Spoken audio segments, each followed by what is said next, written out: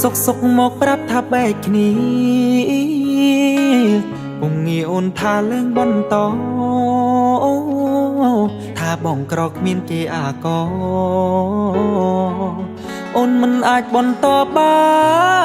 នទេពុំអ្នកក្របផ្ទះក៏តូចទៀប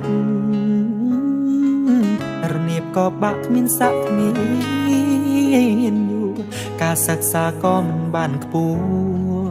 អូនតាមគេព្រោះគេមានរបងអូនត្រូវការធ្វើមិនដេចបើប្របងយ៉ាក្រគុំដនបានត្រឹមពេលខ្លីគុំត្រឹមជាអ្នកអូនកាន់ដៃឆ្លងផុតគ្រូភ័យអូនក៏លែងតែលែងបន្តអូនហ៊ានឌីលបងថាអ្នកស្រែភ្លេចហើយឬមិនទេស្រីល្អ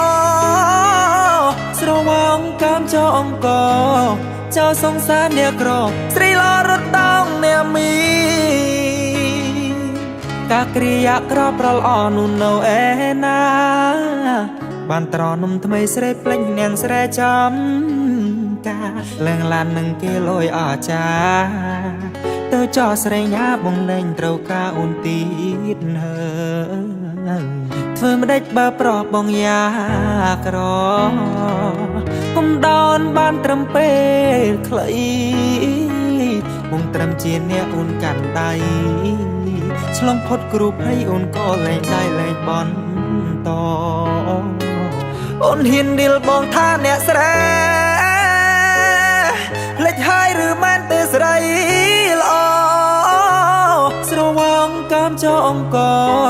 ចោសងសារអ្នកក្រស្រីល្អរត់តោងអ្នកមាន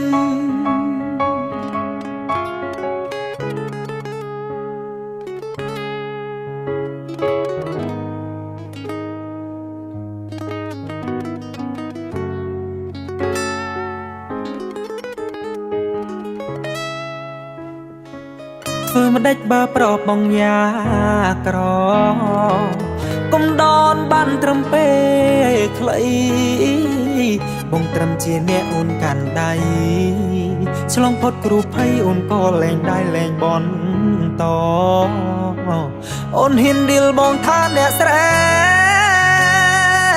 ភ្លេចហើយឬមិនទេស្រីល្អស្រវាអង្គកាមចោអង្គចោសងសារអ្នកក្រស្រីល្អរត់តោងអ្នកមីកាគ្រាយក្រប្រលអនុនៅឯណា